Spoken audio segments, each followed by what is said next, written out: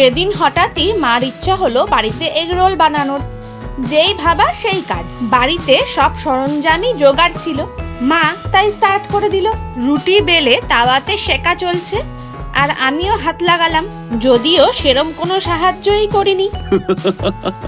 এদিকে বাদাম, বিট নুন, পেঁয়াজ, কাঁচা লঙ্কা, গাজর, শসা সব রেডি করে রাখা আছে। এবার গরম তেলে ডিম দিয়ে তার ওপর সেকে রাখা রুটিটা দিয়ে দিল। ভালো করে সেকে তুলে নিলেই হবে। এবার স্যালাড তৈরির পালা।